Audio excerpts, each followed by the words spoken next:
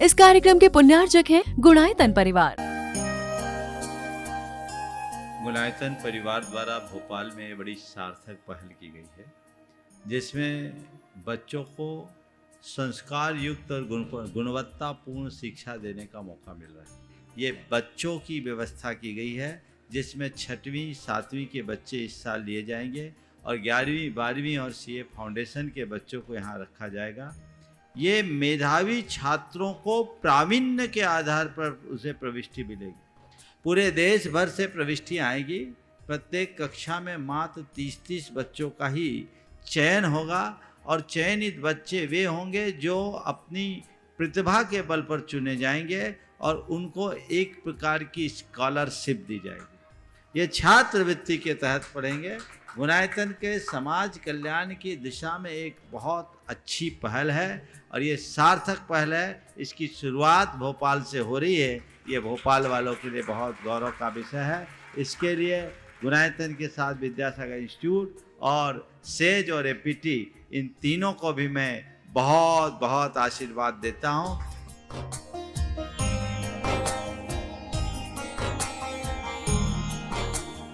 एक आदर्श और व्यवस्थित दिनचर्या का लक्ष्य प्राप्ति में बहुत बड़ा योगदान होता है।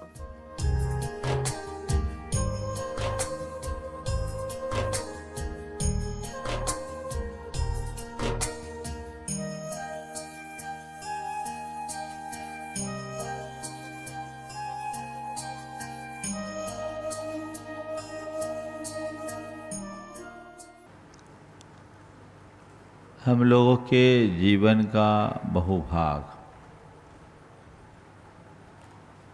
उन कार्यों, क्रियाओं या प्रवृत्तियों में व्यतीत होता है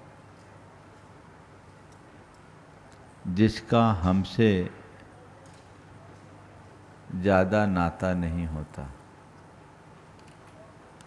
थोड़ा एक बार अपने भीतर उतर करके देखने की कोशिश करें।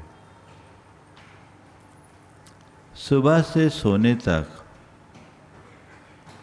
हम अपने में कितना होते हैं और अपने से बाहर कितना होते हैं।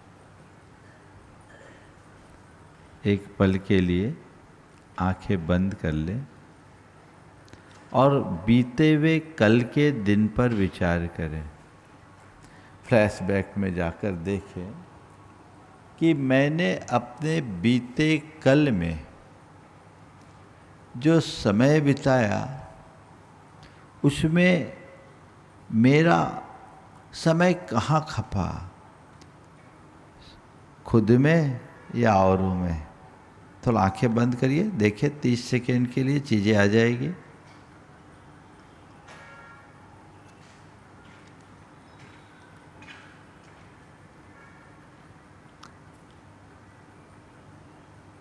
क्या आ रहा है? उसने मेरे साथ ऐसा बोल दिया, उसने मेरे साथ ऐसा किया, उसका व्यवहार ठीक नहीं, उसने गलत निर्णय ले लिया, उसने गलत काम कर दिया, उसने मेरी बात नहीं सुनी, वो किसी की नहीं सुनता, है ना? कुछ ऐसा ही हो रहा है ना? क्या आया? खुद से कितना कनेक्ट रहे और सोशल मीडिया में कितना समय गया? ज़्यादातर तो हमारा समय पर में गया। गया कि नहीं गया? बोलो। गया नहीं, पर में ही जाता है। हम 24 घंटा पर में ही रहते हैं। हमारा दूसरों से इतना ज़्यादा कनेक्शन हो गया है कि खुद से कनेक्ट हो ही नहीं पाते हैं। फिर औरों से कनेक्ट होकर के हम कंफ्यूज भी बहुत हैं। क्या करे क्या ना करे कुछ समझ में नहीं आता। आज 4 बातें आप सबके चिंतन के लिए देना चाहूँगा। 4 से बचिए। पर चिंता, पर निंदा, पर नारी और पर धन। पर धन क्या बोला? पर चिंता, पर निंदा, पर नारी और पर धन। इनसे बचो। धर्मशास्त्र कहते हैं जो इन चारों में मगन रहता है वह अपना पतन करता है। पर चिंता धमा कहा गया है। सोचो हम क्या करते हैं। चिंता तो कतई अच्छी बात नहीं है, और जो आपके हृदय में चिंता आती भी है वो अपने लिए आती है कि औरों के लिए आती है?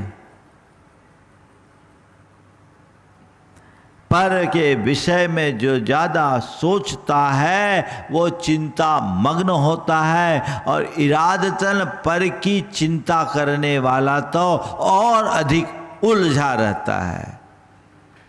वो भावनात्मक रूप से बहुत रुग्ण होता है, व्यग्र और बेचैन होता है।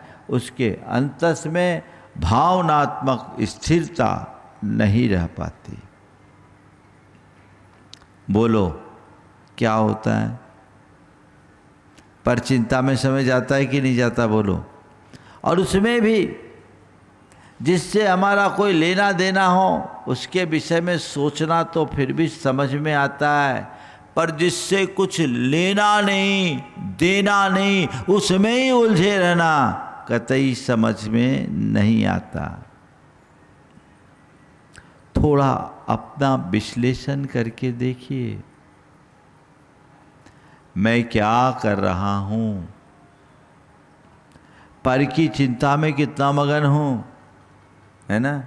पर की चिंता, मेरी पत्नी का क्या होगा, मेरे बच्चों का क्या होगा, मेरे परिवार का क्या होगा, मेरे व्यापार का क्या होगा, है ना?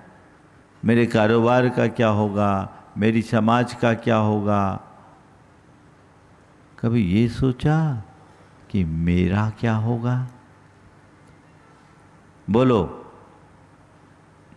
सोचने में क्या आता है? अपना शरीर। ज़्यादा से ज़्यादा सोचोगे तो अपने स्वास्थ्य के बारे में सोचोगे, जो कदाचित ठीक है, लेकिन व्यक्ति अपने आप को भूलकर बाकी सबके विषय में सोचता है। ये भयानक भूल है ना? बोलो। हाँ? और सोच सोच करके दुबले होते जाते हो। संत कहते हैं इन सब में अपनी शक्ति खपाने की जगह अगर अपने आत्मा के हित के विषय में सोचा होता तो तुम्हारा बेड़ा पार हो गया होता। आत्मा के विषय में कब सोचोगे? अपने विषय में कब सोचोगे? जब अपने को जानोगे, जब अपने आप को पहचानोगे। अभी तो सब भ्रम में जी रहे हैं।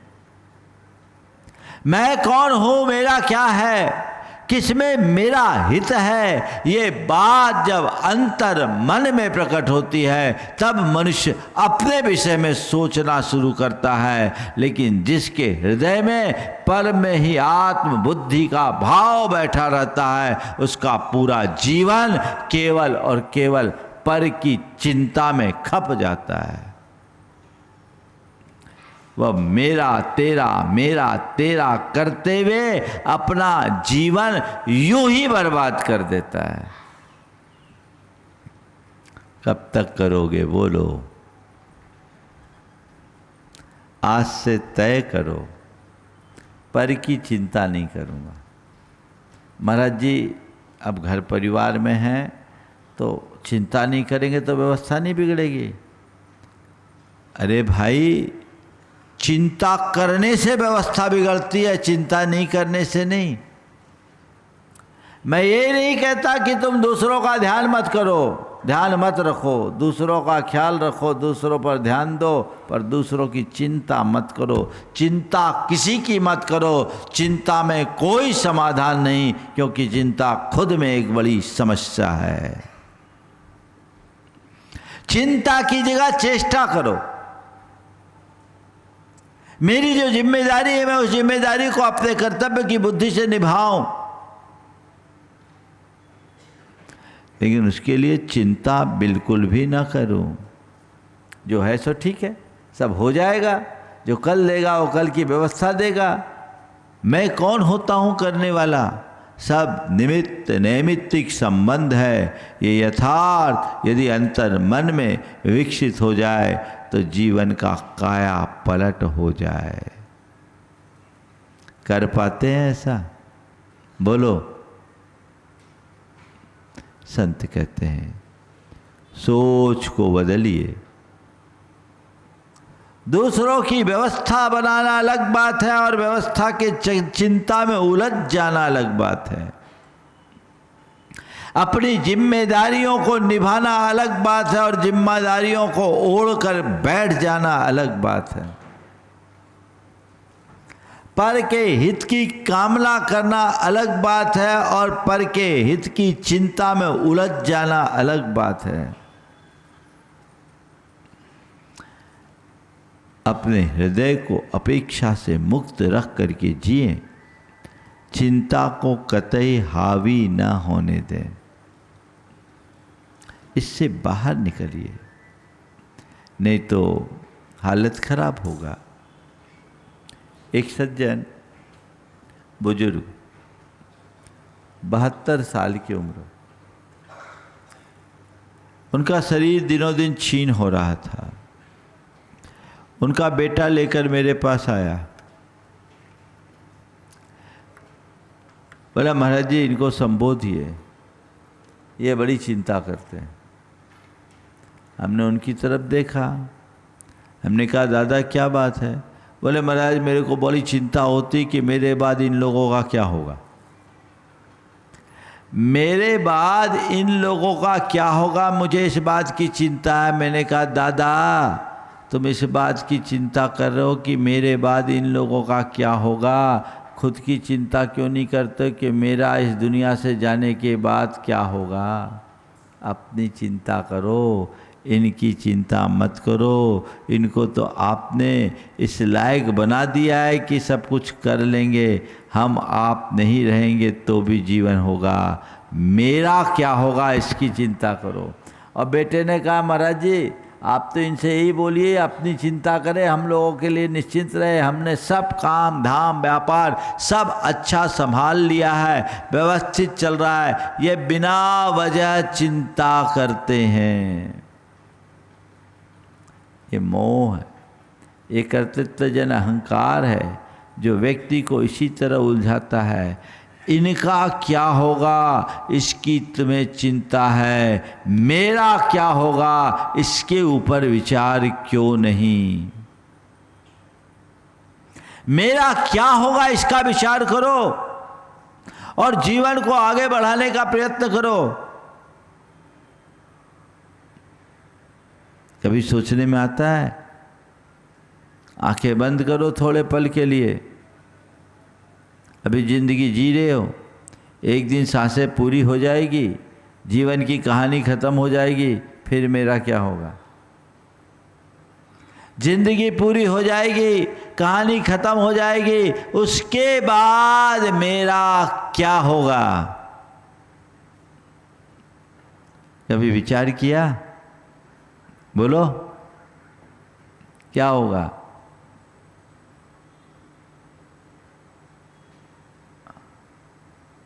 क्या होगा? शायद देखोगे तो मन शिहर उठेगा कि मैंने ऐसा कुछ किया ही नहीं जिससे मेरा भला हो। चिंता करनी है तो अपने आत्मा के हित की चिंता करो, लोक की चिंता मत करो। पर चिंता धमा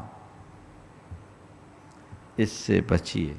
मुझे चारों बात करनी। दूसरा है पर निंदा। दूसरों की निंदा से बचिए। आप अपने अंदर उतर करके देखिए, जाने अनजाने में आपसे औरों की कितनी निंदा होती है, होती कि नहीं होती? औरों के गुणगान में तो शायद ही हमारा कभी समय बीतता हो, लेकिन निंदा के लिए व्यक्ति हर पल तैयार नहीं, तत्पर रहता है। मौका आ जाए तो चूकता नहीं। किसी की निंदा और आलोचना करने से हमें मिलता क्या है? जो दूसरों की निंदा करता है उसका जीवन खुद निंदनीय बन जाता है। लेकिन ऐसी समझ नहीं होती। बहुत बस रश आता है उसमें। अपने मन को टटोलो, एक अभ्यास करो कि मुझे पर निंदा से बचना है।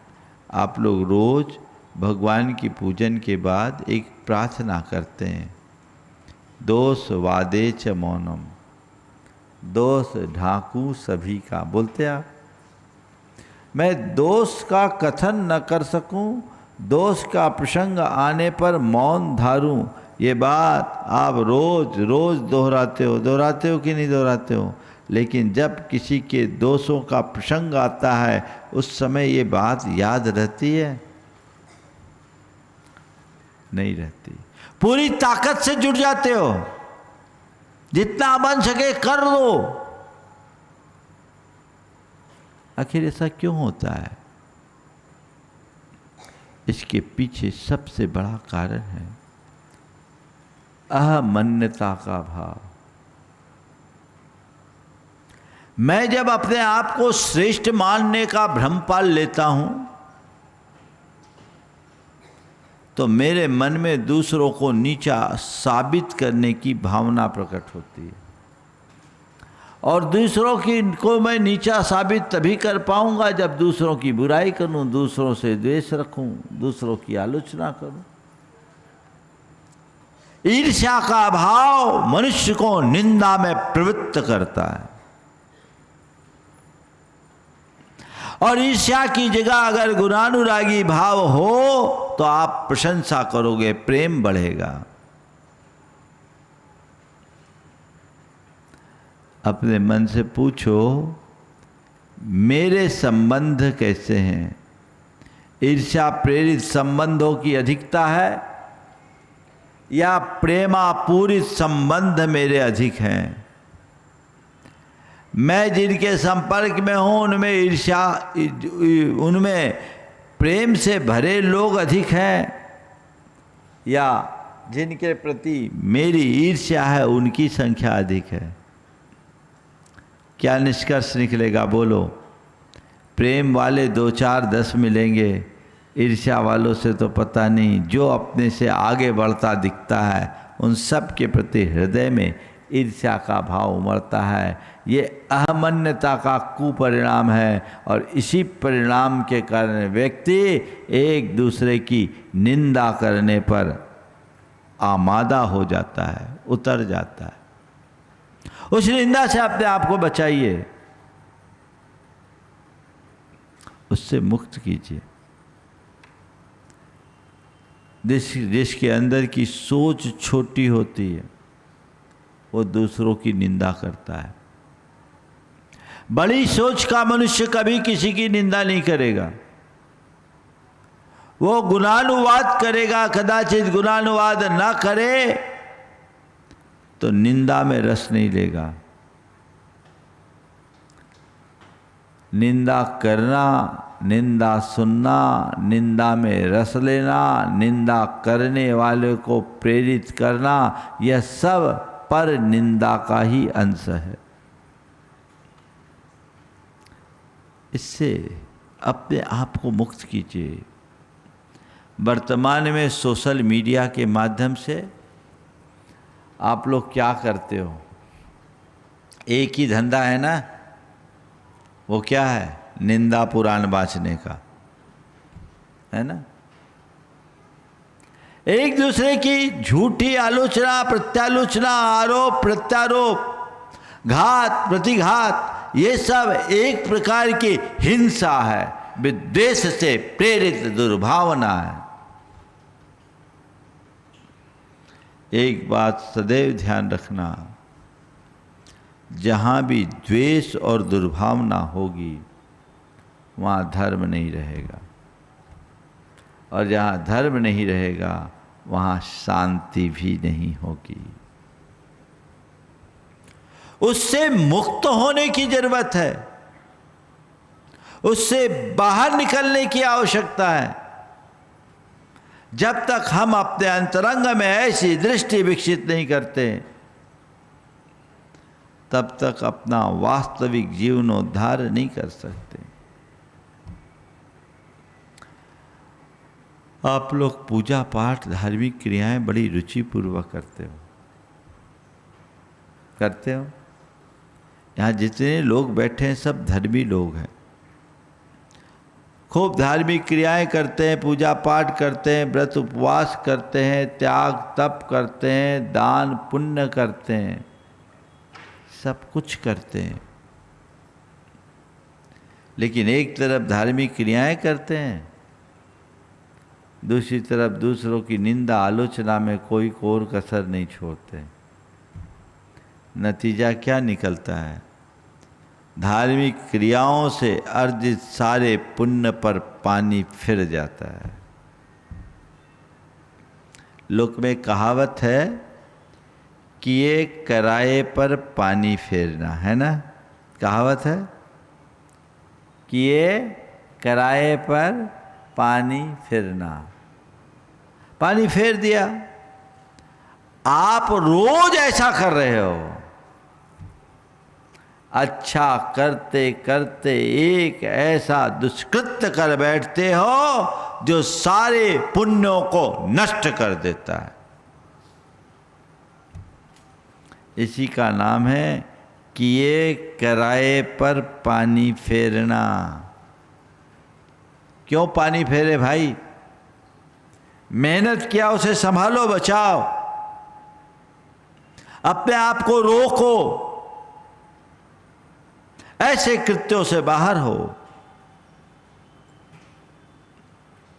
एक अभ्यास कीजिए, मैं दूसरों की निंदा और आलोचना से बचूंगा। करना चाहेंगे आप लोग? हाँ, थोड़ा बोलो तो, थोड़ा दम से तो बोलो। इतने लोग बैठे, करना चाहोगे? कब से? आज से, अभी से। एक फार्मूला देता हूं, आप लोग 7 दिन का एक अभ्यास कीजिए। दरअसल ये सब चीजें जो होती है ना, ये अबुद्धिपूर्वक हो जाती हैं। आप जानबूझकर के कम अपने संस्कारवश कर देते हैं, आपको खुद पता नहीं चलता कि हमने कब क्या कर दिया। तो इसके लिए कुछ अभ्यास बता रहा हूं। वो अभ्यास यदि आप अपनाओगे, निश्चित इससे मुक्त हो जाओगे। क्या है? सबसे पहले रोज सुबह उठो तो एक प्रार्थना करो,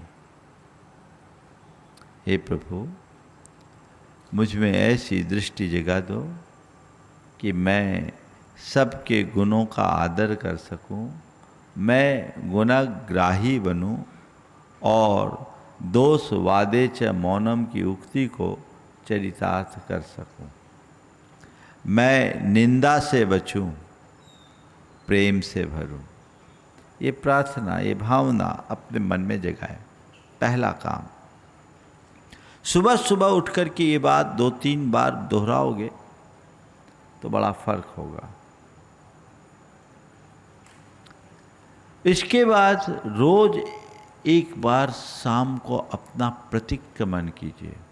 ये एक अभ्यास है जो आपको इस बीमारी से बाहर निकालेगा। यही भावना योग का एक पार्ट है। शाम को सोने से पूर्व कुछ पल के लिए आंखें बंद कीजिए और सुबह से शाम तक होने वाली घटनाओं को दोहराइए, अपनी दृष्टि पटल पर लाइए। देखिए आज मैंने कहाँ किसकी निंदा की, कहाँ किसके साथ दुर्व्यवहार किया, कहाँ किसकी आलोचना की, किससे द्वेष और ईर्ष्या से प्रेरित भाव किया। जो बातें याद आए दिखे, तटस्थ भाव से देखिए, उसे स्वीकार कीजिए और मन ही मन उसकी निंदा और ग्रह कीजिए। हे प्रभु, मैंने ये दुष्कृत्य किया, मुझे इसका पश्चाताप है, मैं उसकी निंदा करता हूँ, मैं उसकी निंदा करता हूँ और मन ही मन उससे क्षमा करे मांगे। मैं अपने कृत्यों की निंदा करता हूँ और मेरे द्वारा जिसकी भी निंदा आलोचना हुई है, मैं उसके हृदय से क्षमा मांगता हूँ, परोक्ष रूप से क्षमा मांगो। भैया मुझे क्षमा करो, मुझसे गलती हो गई, मैं तुमसे क्षमा प्रार्थी हूँ, मुझे क्षमा करो। परोक्ष रूप से उससे आप क्षमा मांगिए, अपनी ओर से उसको क्षमा कीजिए और साथ ही दोबारा इस तरह की घटनाओं की पुनरावृत्ति न करने के लिए संकल्पित हो जाए। अब कभी ऐसा प्रसंग आएगा तो मैं ऐसा कृत्य कतई नहीं करूँगा। इस प्रकार का भाव संकल्प अपने मन में जगाइए। इससे क्या होगा?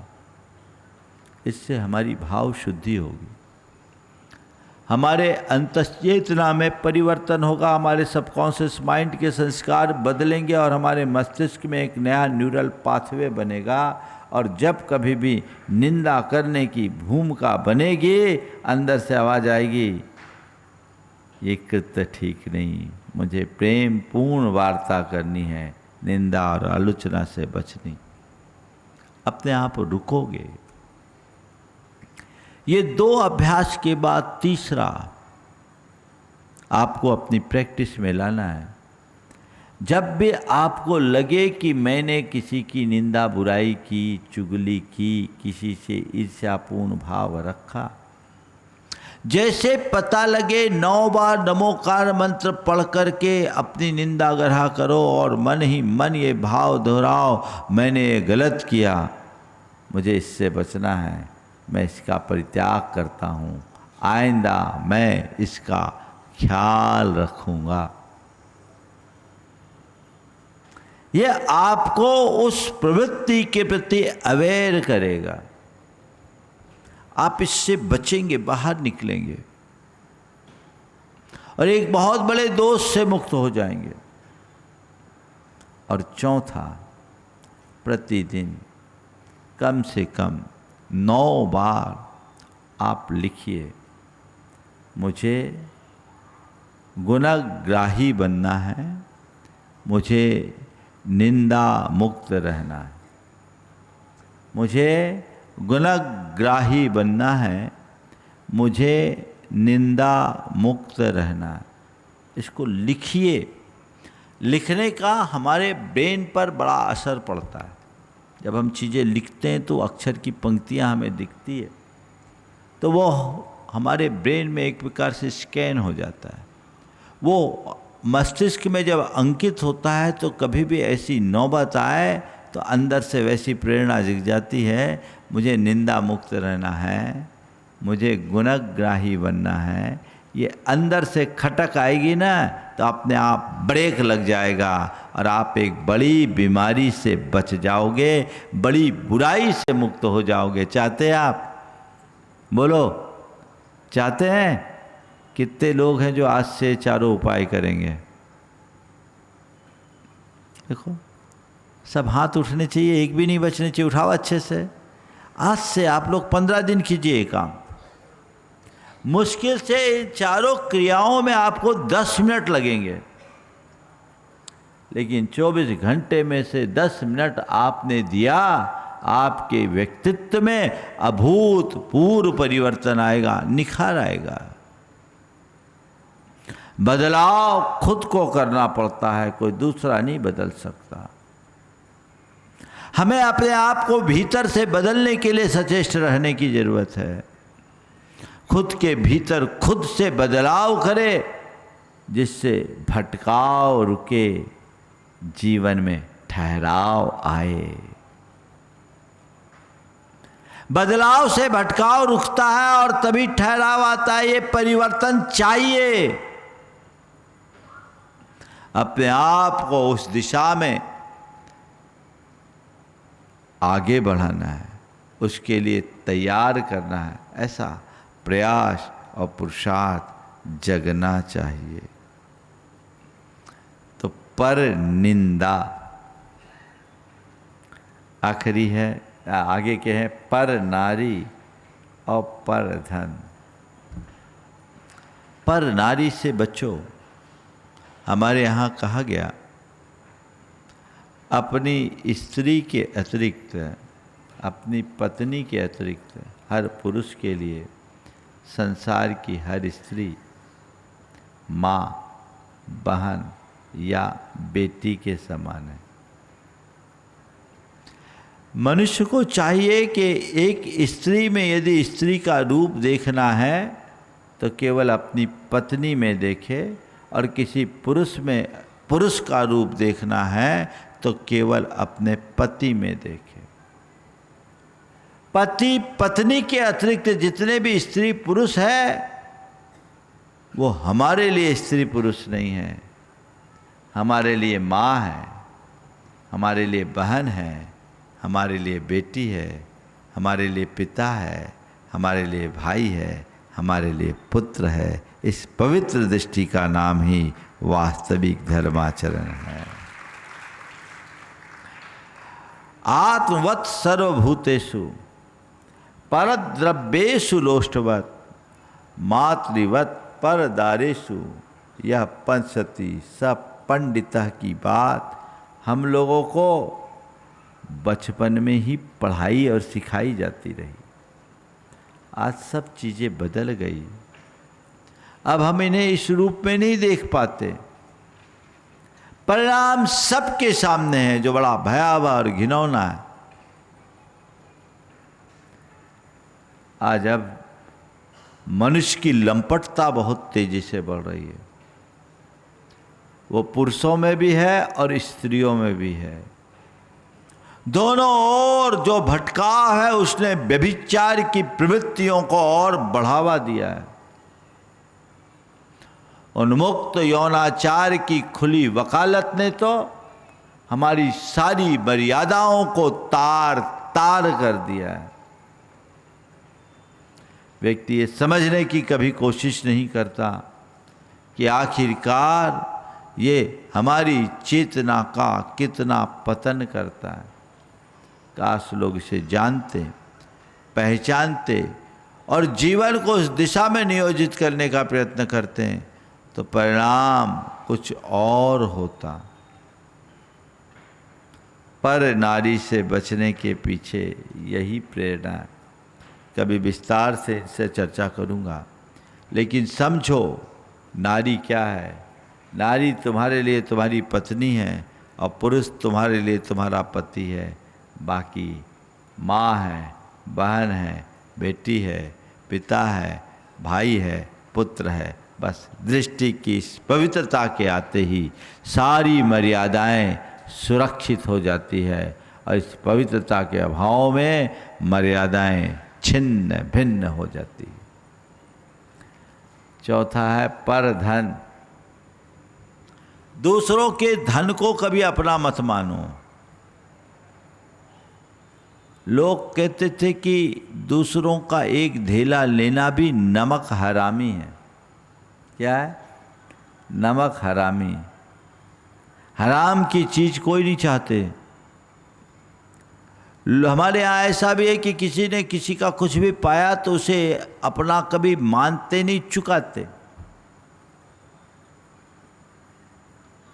अभी एक व्यक्ति ने बताया कि उसकी धर्मपत्नी, आज भी ऐसे लोग हैं, धर्मपत्नी ऑटो से, मुंबई की बात है, ऑटो से एक स्थान से दूसरे स्थान में गई।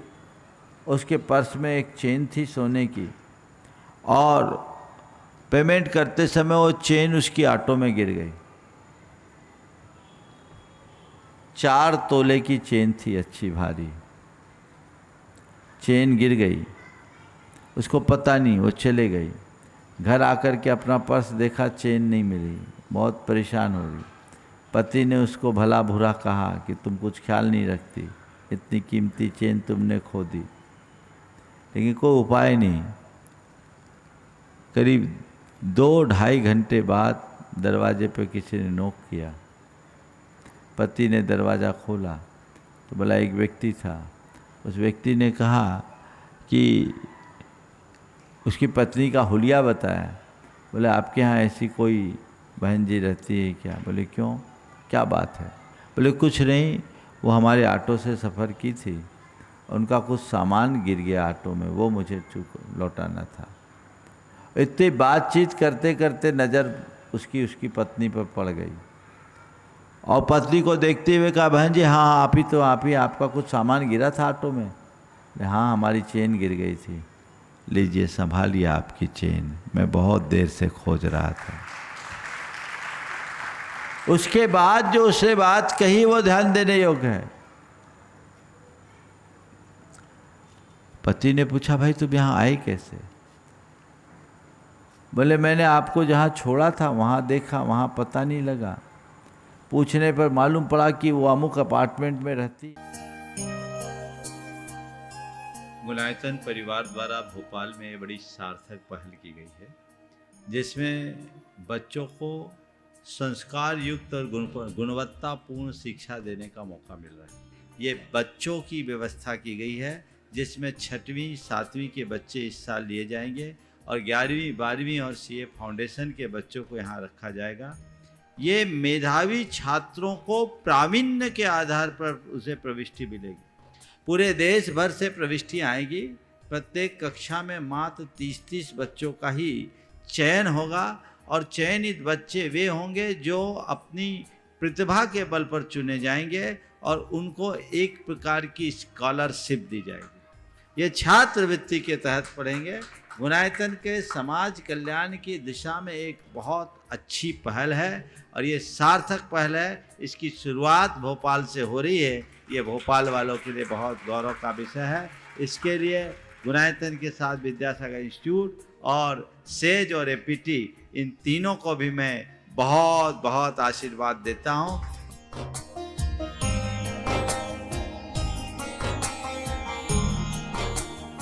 एक आदर्श और व्यवस्थित दिनचर्या का लक्ष्य प्राप्ति में बहुत बड़ा योगदान होता है।